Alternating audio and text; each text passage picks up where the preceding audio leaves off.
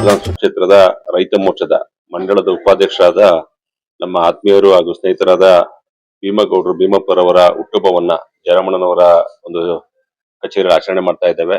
ಈಗ ತಾನೇ ತಾಯಿ ದುರ್ಗಾ ಪರಮೇಶ್ವರಿ ತಾಯಿಯ ದರ್ಶನವನ್ನ ಪಡೆದು ಆಶೀರ್ವಾದವನ್ನ ಪಡೆದು ಭೀಮಣ್ಣವರು 33 ದಾಟಿದ್ದಾರೆ.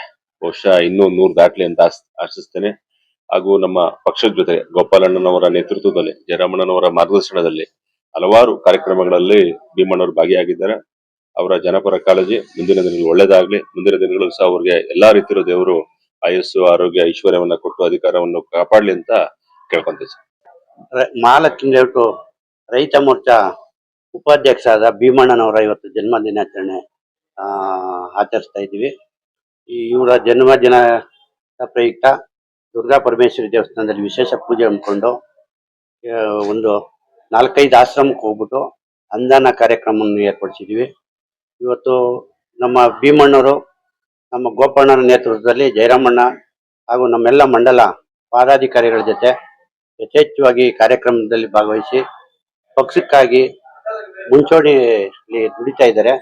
ಅವ್ರಿಗೆ ಮುಂದಿನ ದಿನಗಳಲ್ಲಿ ಪಕ್ಷದ ವತಿಯಿಂದ ಒಳ್ಳೆಯ ಸ್ಥಾನ ಸಿಕ್ಕಲಿ. ಆಮೇಲೆ ಇಲ್ಲಿ ಈ ಭಾಗದಲ್ಲಿ ಜನಪ್ರಿಯ ನಾಯಕರಾಗಲಿ ಅಂತ ಆಶಿಸ್ತಾ ಇವರ ಜನ್ಮ ದಿನಾಂಕ ಪ್ರಯುಕ್ತ ಶುಭ ಕೋರ್ತಾರೆ. ಇವತ್ತು ಹುಟ್ಟುಹಬ್ಬದ ಪ್ರಯುಕ್ತ ಬಹಳ ಸಿಂಪಲ್ ಆಗಿ ಕೇಕ್ ಕಟ್ ಮಾಡೋದು ಬೇಡ ಅಂತ ಅನ್ಕೊಂಡಿದ್ವಿ. ಎಲ್ಲ ಒಂದು 10-12 ಆಶ್ರಮಗಳಿಗೆ ಹೋಗಿ ಎಲ್ಲದಕ್ಕೂ ಅನ್ನದಾನ ಏರ್ಪಡಿಸಿದ್ವಿ. ಮತ್ತೆ ಹಣ್ಣುಗಳನ್ನ ಕೊಡ್ಬೇಕು ಅಂತ ಏರ್ಪಡಿಸಿದ್ವಿ. ಈಗ ತಾನೇ ಪೂಜೆ ದುರ್ಗಾ ಪರಮೇಶ್ವರಿ ದೇವಸ್ಥಾನ ಪೂಜೆ ಮುಗಿಸಿ ಇನ್ನು ಎಲ್ಲದ ಕಡೆನೂ ಮಹಾಲಕ್ಷ್ಮಿ ಲೇಔಟ್ ಕ್ಷೇತ್ರದಲ್ಲಿ ಏನೇನು ಆಶ್ರಮಗಳಿದೆ ಎಲ್ಲ ಆಶ್ರಮಕ್ಕೆ ಹೋಗಿ ಅನ್ನದಾನ ನಮ್ಮ ಕೈಯಿಂದ ಏನಾಗತ್ತೋ ಅಳಿಲು ಸೇವೆ ಮಾಡಬೇಕು ಅಂತ ಮಾಡ್ತಾ ಇದ್ದೀವಿ. ಈ ಭಾಗದ ಮುಖಂಡರು ಜನಪ್ರತಿನಿಧಿಗಳ ಸಹಕಾರ ಯಾವ ತರ ಇದೆ? ಎಲ್ಲರೂ ಸಹಕಾರ ಕೊಟ್ಟಿದ್ದಾರೆ. ಆದ್ರೆ ಈಗ SIR ನಡೆಯೋದ್ರಿಂದ ಸ್ವಲ್ಪ ಕೆಲಸ ಕಾರ್ಯಗಳು ಇರೋದ್ರಿಂದ ನಾವು ಕೂಡ ಬಿಜಿ ಇದ್ವಿ. ಆದ್ರೆ ಇವತ್ತು ಒಂದಿನ ಎಲ್ಲ ನಾವು ಸೇವೆ ಮಾಡಬೇಕು, ವೃದ್ಧಾಶ್ರಮಗಳಿಗೆಲ್ಲ ಹೋಗ್ಬೇಕು ಅಂತ ಹೇಳಿ ಒಂದು ನಿರ್ಧಾರ ತಗೊಂಡು ಎಲ್ಲಾ ಆಶ್ರಮಕ್ಕೂ ಹೋಗ್ತಾ ಇದೀವಿ. ಮತ್ತು ಗೋಪಾಲಣ್ಣ ಅವರು ಕೂಡ ಏನು ಅನ್ನದಾನ ಆಗಿರ್ಬೋದು, ಅವರು ಬಹಳ ಇಡೀ 224 ಕ್ಷೇತ್ರದಲ್ಲಿ ಮೊದಲನೇ ಸ್ಥಾನದಲ್ಲಿ ಇರ್ತಕ್ಕಂಥದ್ದು ಗೋಪಾಲಣ್ಣ.